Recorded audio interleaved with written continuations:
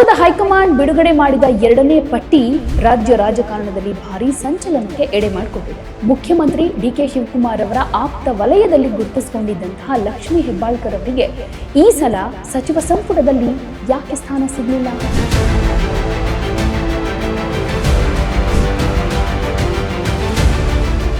ಗೃಹಲಕ್ಷ್ಮಿ ಯೋಜನೆಯಲ್ಲಿ ಕಂಡುಬಂದ ತಾಂತ್ರಿಕ ಎಡವಟ್ಟುಗಳು ಹಾಗೆ ಕಂತುಗಳ ವಿಳಂಬವೇ ಅವರಿಗೆ ಮುಳುವಾಯಿತಾ?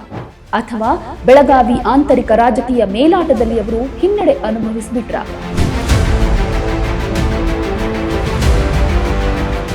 ಲಕ್ಷ್ಮೀ ಹೆಬ್ಬಾಳ್ಕರ್ ಅಂದ್ರೆ ಬೆಳಗಾವಿ ರಾಜಕಾರಣದಲ್ಲಿ ಅದೊಂದು ಪ್ರಭಾವಿ ಶಕ್ತಿ. ಹಾಗಿದ್ರೆ ತಮ್ಮದೇ ಬಣದ ಪ್ರಭಾವಿ ನಾಯಕಿಯನ್ನ ಉಳಿಸಿಕೊಳ್ಳೋದಕ್ಕೆ ಡಿಕೆ ಶಿವಕುಮಾರ್ ಫೇಲ್ಯೂರ್ ಆಗ್ಬಿಟ್ರ? ನಮಸ್ಕಾರ ಎಲ್ರಿಗೂ, ನೀವು ನೋಡ್ತಾ ಇರೋದು ಒನ್ ಇಂಡಿಯಾ ಕನ್ನಡ. ನಾನು ಪ್ರತಿಮಾ. ವೀಕ್ಷಕರೇ, ರಾಜ್ಯ ರಾಜಕೀಯದಲ್ಲಿ ಅನೇಕ ದಿನಗಳಿಂದ ಕಾವು ಪಡೆದುಕೊಂಡಿದ್ದಂತಹ ಸಚಿವ ಸಂಪುಟ ಪುನರ್ರಚನೆ ಹಾಗೆ ವಿಸ್ತರಣೆಯ ಹೈಡ್ರಾಮಾಗೆ ಕೊನೆಗೂ ತೆರೆ ಬಿದ್ದಿದೆ. ಪಕ್ಷದ ಹೈಕಮಾಂಡ್ ಬಿಡುಗಡೆ ಮಾಡಿದ ಎರಡನೇ ಪಟ್ಟಿ ರಾಜ್ಯ ರಾಜಕಾರಣದಲ್ಲಿ ಭಾರೀ ಸಂಚಲನಕ್ಕೆ ಎಡೆ ಮಾಡಿಕೊಟ್ಟಿದೆ. ಅನೇಕ ಹಿರಿಯರಿಗೆ ಸಚಿವ ಸ್ಥಾನ ಒಲಿದಿದ್ರೆ ಮತ್ತೆ ಕೆಲವರಿಗೆ ನಿರಾಸೆಯಾಗಿದೆ. ಆದರೆ ಇಡೀ ರಾಜ್ಯದ ಗಮನ ಸೆಳೆದಿರೋ ಏಕೈಕ ಪ್ರಮುಖ ಬೆಳವಣಿಗೆ ಅಂತಂದ್ರೆ ಅದು ಮಾಜಿ ಸಚಿವೆ ಲಕ್ಷ್ಮೀ ಹೆಬ್ಬಾಳ್ಕರ್ ಅವರ ಸಚಿವ ಸ್ಥಾನ ಕೈತಪ್ಪಿರೋದು. ಕಾಂಗ್ರೆಸ್ ಸರ್ಕಾರದ ಅತ್ಯಂತ ಮಹತ್ವಾಕಾಂಕ್ಷೆಯ ಗ್ಯಾರಂಟಿ ಯೋಜನೆಯಲ್ಲಿದ್ದ ಗೃಹಲಕ್ಷ್ಮಿ ಯೋಜನೆಯನ್ನ ಯಶಸ್ವಿಯಾಗಿ ಮುನ್ನಡೆಸಿಕೊಂಡು ಬಂದಿದ್ದ ಬೆಳಗಾವಿ ರಾಜಕಾರಣದ ಪ್ರಭಾವಿ ನಾಯಕಿ ಹಾಗೆ ಮುಖ್ಯಮಂತ್ರಿ ಡಿಕೆ ಶಿವಕುಮಾರ್ ಅವರ ಆಪ್ತ ವಲಯದಲ್ಲಿ ಗುರುತಿಸಿಕೊಂಡಿದ್ದಂತಹ ಲಕ್ಷ್ಮೀ ಹೆಬ್ಬಾಳ್ಕರ್ ಅವರಿಗೆ ಈ ಸಲ ಸಚಿವ ಸಂಪುಟದಲ್ಲಿ ಯಾಕೆ ಸ್ಥಾನ ಸಿಗಲಿಲ್ಲ?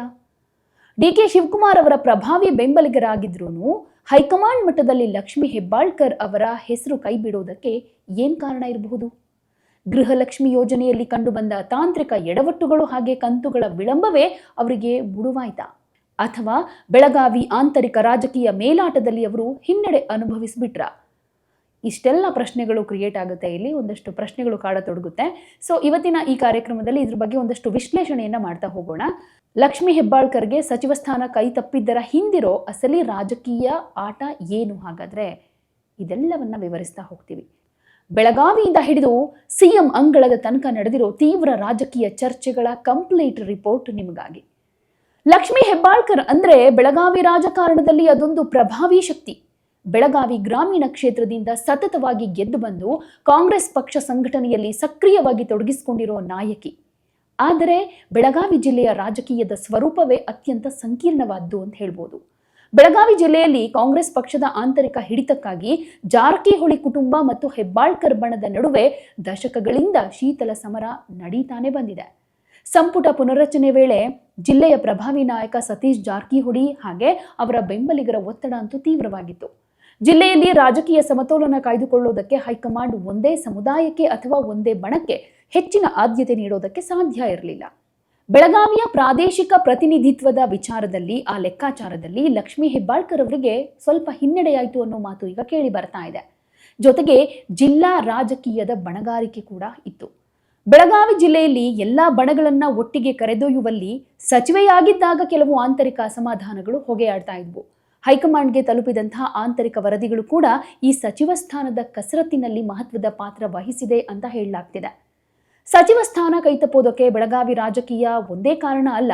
ಅದಕ್ಕಿಂತ ಮುಖ್ಯವಾಗಿ ಮಹಿಳಾ ಮತ್ತು ಮಕ್ಕಳ ಕಲ್ಯಾಣ ಇಲಾಖೆಯ ನಿರ್ವಹಣೆ ಹಾಗೆ ಕಾಂಗ್ರೆಸ್ ಸರ್ಕಾರದ ಫ್ಲಾಗ್ಶಿಪ್ ಯೋಜನೆ ಗೃಹಲಕ್ಷ್ಮಿ ಅನುಷ್ಠಾನದಲ್ಲಿ ಎದುರಾದ ಸವಾಲುಗಳು ಪ್ರಮುಖ ಕಾರಣ ಅಂತ ಹೇಳಲಾಗ್ತಾ ಇದೆ. ಹಣ ಬಿಡುಗಡೆಯಲ್ಲಿ ವಿಳಂಬ ಹಾಗೆ ಮಹಿಳೆಯರ ಅಸಮಾಧಾನ ಜಾಸ್ತಿ ಆಗೋಕ್ ಶುರುವಾಯಿತು. ಪ್ರತಿ ಮನೆಗಳಲ್ಲಿನ ಯಜಮಾನಿಗೆ ತಿಂಗಳಿಗೆ 2,000 ರೂಪಾಯಿ ನೀಡೋ ಗೃಹಲಕ್ಷ್ಮಿ ಯೋಜನೆ ಕಾಂಗ್ರೆಸ್ ಸರ್ಕಾರದ ಅತಿ ದೊಡ್ಡ ಯೋಜನೆಯಾಗಿತ್ತು. ಆದರೆ ಕಳೆದ ಕೆಲವು ತಿಂಗಳಲ್ಲಿ ತಾಂತ್ರಿಕ ತೊಂದರೆಗಳು, ಖಜಾನೆಯ ಹಣಕಾಸಿನ ಹೊಂದಾಣಿಕೆ ಹಾಗೆ ಇಲಾಖೆಯಲ್ಲಿ ಮಿಸ್ಮ್ಯಾನೇಜ್ಮೆಂಟ್ನಿಂದ ಕೋಟ್ಯಾಂತರ ಮಹಿಳೆಯರಿಗೆ ಯೋಜನೆಯ ಹಣ ಸರಿಯಾಗಿ ಸಮಯಕ್ಕೆ ತಲುಪಲಿಲ್ಲ. ಕೆಲವು ತಿಂಗಳುಗಳ ಕಂತು ಸಂಪೂರ್ಣ ಮಿಸ್ ಕೂಡ ಆಗಿದ್ದಿದೆ. ಇದನ್ನೇ ವಿರೋಧ ಪಕ್ಷಗಳು ಅಸ್ತ್ರವನ್ನ ಮಾಡ್ಕೊಂಡು ಯಾವ ರೀತಿ ಮಾಡಿದ್ವು ಅನ್ನೋದು ನೀವೇ ನೋಡಿದ್ದೀರಾ. ಮಹಿಳೆಯರಿಗೆ ನೀಡಬೇಕಾದಂತಹ ಗೃಹಲಕ್ಷ್ಮಿ ಹಣ ಸಮಯಕ್ಕೆ ತಲುಪದೇ ಇರೋದನ್ನ ಬಿಜೆಪಿ ಹಾಗೆ ಜೆಡಿಎಸ್ ಪ್ರತಿಪಕ್ಷಗಳು ತೀವ್ರವಾಗಿ ಖಂಡಿಸಿ ಸರ್ಕಾರದ ವಿರುದ್ಧ ಅಸ್ತ್ರವನ್ನಾಗಿ ಬಳಸಿಕೊಂಡಿದ್ವು. ಸರ್ಕಾರದ ಗ್ಯಾರಂಟಿ ಖಾಲಿಯಾಗಿದೆ ಅಂತ ಬಿಂಬಿಸೋದಕ್ಕೆ ಇಲಾಖೆಯ ಈ ವಿಳಂಬವೇ ಮೂಲ ಕಾರಣ ಅಂತ ಕರೆಸ್ಕೊಳ್ತು. ಹೈಕಮಾಂಡ್ನ ರಿಪೋರ್ಟ್ ಕಾರ್ಡ್ ಕೂಡ ಇಲ್ಲಿ ಮಹತ್ವದ ಪಾತ್ರ ವಹಿಸುತ್ತೆ. ಈ ಸಂಪುಟ ವಿಸ್ತರಣೆ ಹಾಗೆ ಪುನರ್ರಚನೆಗೂ ಮುಂಚೆ ಕಾಂಗ್ರೆಸ್ ಹೈಕಮಾಂಡ್ ಪ್ರತಿ ಸಚಿವರ ಕಾರ್ಯವೈಖರಿ ಬಗ್ಗೆ ರಹಸ್ಯ ಸಮೀಕ್ಷೆ ನಡೆಸಿ ರಿಪೋರ್ಟ್ ಕಾರ್ಡ್ ಅನ್ನು ರೆಡಿ ಮಾಡಿತ್ತು. ಈ ರಿಪೋರ್ಟ್ನಲ್ಲಿ ಮಹಿಳಾ ಮತ್ತು ಮಕ್ಕಳ ಕಲ್ಯಾಣ ಇಲಾಖೆಯ ಕಾರ್ಯಕ್ಷಮತೆ ಹಾಗೆ ಸಾರ್ವಜನಿಕ ಅಭಿಪ್ರಾಯ ಕಳಪೆಯಾಗಿ ಕಂಡು ಬಂದಿದ್ದು ಲಕ್ಷ್ಮೀ ಹೆಬ್ಬಾಳ್ಕರ್ ಅವರ ಸ್ಥಾನಕ್ಕೆ ಇದು ಕುತ್ತು ತಂತು ಅಂತ ವಿಶ್ಲೇಷಣೆ ಮಾಡಲಾಗ್ತಿದೆ. ಇನ್ನು ರಾಜ್ಯ ರಾಜಕೀಯದಲ್ಲಿ ಕೇಳಿ ಬರ್ತಾ ಇರೋ ಅತಿ ದೊಡ್ಡ ಪ್ರಶ್ನೆ ಏನಂತಂದ್ರೆ, ಲಕ್ಷ್ಮೀ ಹೆಬ್ಬಾಳ್ಕರ್ ಪರ ಡಿ.ಕೆ. ಶಿವಕುಮಾರ್ ಬ್ಯಾಟಿಂಗ್ ಮಾಡಲಿಲ್ವಾ ಅಂತ. ಎಲ್ರಿಗೂ ತಿಳಿದಿರೋ ಹಾಗೆ ಲಕ್ಷ್ಮೀ ಹೆಬ್ಬಾಳ್ಕರ್ ಅವರು ಡಿ.ಕೆ. ಶಿವಕುಮಾರ್ ಅವರ ಅತ್ಯಂತ ನಿಕಟವರ್ತಿ. ಹಾಗಿದ್ರೆ ತಮ್ಮದೇ ಬಣದ ಪ್ರಭಾವಿ ನಾಯಕಿಯನ್ನ ಉಳಿಸ್ಕೊಳ್ಳೋದಕ್ಕೆ ಡಿ.ಕೆ. ಶಿವಕುಮಾರ್ ಫೇಲ್ಯೂರ್ ಆಗ್ಬಿಟ್ರಾ? ಇಲ್ಲಿ ಡಿ.ಕೆ. ಶಿವಕುಮಾರ್ ಅವರು ತಮ್ಮ ಎಲ್ಲಾ ಬೆಂಬಲಿಗರಿಗೂ ಸಚಿವ ಸ್ಥಾನವನ್ನ ದೊರಕಿಸಿಕೊಡೋದು ಒಂದು ದೊಡ್ಡ ಸವಾಲು ಕೂಡ ಆಗಿತ್ತು.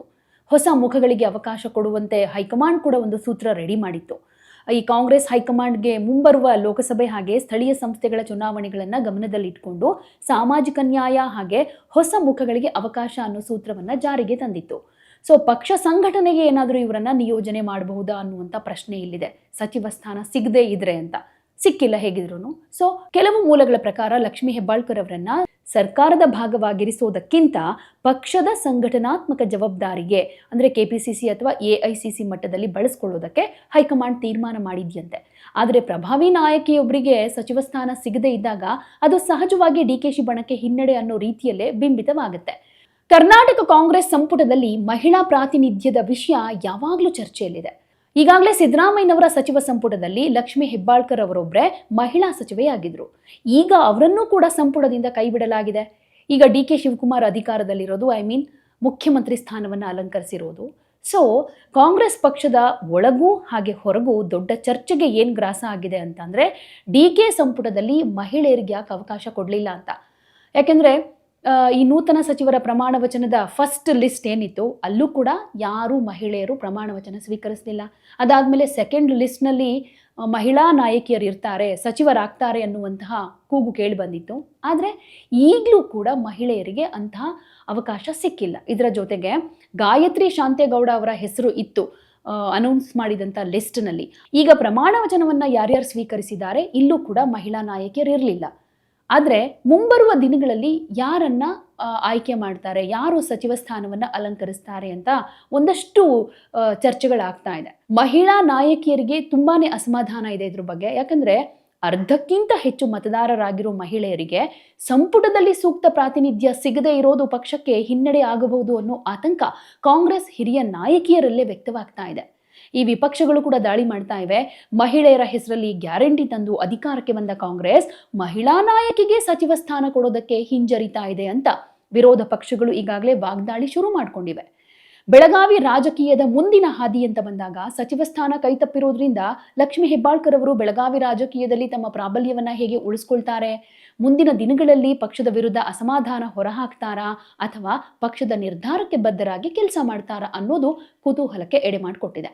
ಒಟ್ಟಾರೆ ಲಕ್ಷ್ಮೀ ಹೆಬ್ಬಾಳ್ಕರ್ ಅವರಿಗೆ ಸಚಿವ ಸ್ಥಾನ ಕೈತಪ್ಪಿರೋದು ಕೇವಲ ಒಬ್ಬ ವ್ಯಕ್ತಿಯ ಅಥವಾ ಒಬ್ಬ ಸಚಿವರ ವಿಷಯ ಅಲ್ಲ. ಇದರ ಹಿಂದೆ ಬೆಳಗಾವಿ ಜಿಲ್ಲೆಯ ಸಂಕೀರ್ಣ ಬಡ ರಾಜಕೀಯ, ಗೃಹಲಕ್ಷ್ಮಿ ಯೋಜನೆಯ ಅನುಷ್ಠಾನದಲ್ಲಾದ ವಿಳಂಬ ಹಾಗೆ ಆಡಳಿತಾತ್ಮಕ ಹಿನ್ನಡೆ, ಹೈಕಮಾಂಡ್ನ ನಾಯಕತ್ವ ಮತ್ತು ಪ್ರಾದೇಶಿಕ ಸಮತೋಲನದ ಹೊಸ ಲೆಕ್ಕಾಚಾರಗಳು, ಇವೆಲ್ಲ ಅಂಶಗಳು ಒಂದಕ್ಕೊಂದು ಹೆಣೆದುಕೊಂಡಿವೆ ಅಂತ ಹೇಳ್ಬೋದು.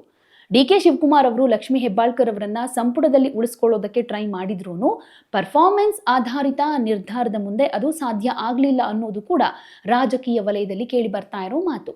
ಸೊ ಮುಂದಿನ ದಿನಗಳಲ್ಲಿ ಲಕ್ಷ್ಮೀ ಹೆಬ್ಬಾಳ್ಕರ್ ಅವರಿಗೆ ಶಾಸಕಿ ಸ್ಥಾನದ ಹೊರತಾಗಿ ಪಕ್ಷದಲ್ಲಿ ಯಾವ ದೊಡ್ಡ ಜವಾಬ್ದಾರಿ ಸಿಗಬಹುದು. ಈಗಾಗಲೇ ಗಾಯತ್ರಿ ಶಾಂತೇಗೌಡ ಅವರ ಹೆಸರಿತ್ತು. ಆದರೆ ಕೊನೆ ಕ್ಷಣದಲ್ಲಿ ಒಂದಷ್ಟು ಬದಲಾವಣೆಯಾಗಿ ಅವರು ಪ್ರಮಾಣ ವಚನ ಸ್ವೀಕರಿಸಲಿಲ್ಲ. ಸೊ ಆ ಜಾಗಕ್ಕೆ ಏನಾದರೂ ಲಕ್ಷ್ಮೀ ಹೆಬ್ಬಾಳ್ಕರ್ ಮತ್ತೆ ಸೆಲೆಕ್ಟ್ ಆಗ್ತಾರಾ, ಸಚಿವ ಸ್ಥಾನ ಸಿಗುತ್ತಾ ಗೊತ್ತಿಲ್ಲ. ಬೆಳಗಾವಿ ಕಾಂಗ್ರೆಸ್ನಲ್ಲಿ ಒಂದು ರೀತಿಯಲ್ಲಿ ಈ ಒಂದು ಬೆಳವಣಿಗೆಯಿಂದ ಒಂದಷ್ಟು ಬದಲಾವಣೆಗಳಾಗುತ್ತೆ ಅಂತಾನು ಹೇಳಲಾಗ್ತಾ ಇದೆ. ಸೊ ಏನಾಗುತ್ತೆ ಕಾದು ನೋಡಬೇಕು. ಸೊ ನಿಮ್ಗೆ ಹೇಗೆ ಅನ್ಸುತ್ತೆ ಲಕ್ಷ್ಮೀ ಹೆಬ್ಬಾಳ್ಕರ್ ಅವರಿಗೆ ಸಚಿವ ಸ್ಥಾನ ಸಿಗದೆ ಇರೋದ್ರ ಬಗ್ಗೆ? ಇನ್ನೂ ಕೂಡ ಯಾರು ಮಹಿಳಾ ನಾಯಕಿ ಸಚಿವ ಸ್ಥಾನವನ್ನ ಅಲಂಕರಿಸಿಲ್ಲ, ಎರಡನೇ ಲಿಸ್ಟ್ ಅನೌನ್ಸ್ ಆಗಿದ್ರು. ಮುಂದಿನ ದಿನಗಳಲ್ಲಿ ಲಕ್ಷ್ಮೀ ಹೆಬ್ಬಾಳ್ಕರ್ಗೆ ಆ ಚಾನ್ಸ್ ಸಿಗುತ್ತಾ? ಇವಾಗ ಗಾಯತ್ರಿ ಶಾಂತೇಗೌಡ ಹೆಸರು ಅನೌನ್ಸ್ ಆಗಿದ್ರೂ ಪ್ರಮಾಣ ವಚನ ಸ್ವೀಕಾರ ಮಾಡಲಿಲ್ಲ ಅಂದರೆ ಬೇರೆ ನಾಯಕಿಗೆ ಏನಾದ್ರೂ ಈ ಚಾನ್ಸ್ ಸಿಗುತ್ತಾ? ಹಾಗಾದರೆ ಯಾರಿರಬಹುದು? ನಿಮ್ಮ ಉತ್ತರ ಏನೇ ಇದ್ರು ಕಮೆಂಟ್ನಲ್ಲಿ ತಿಳಿಸಿ. ನಮಸ್ಕಾರ.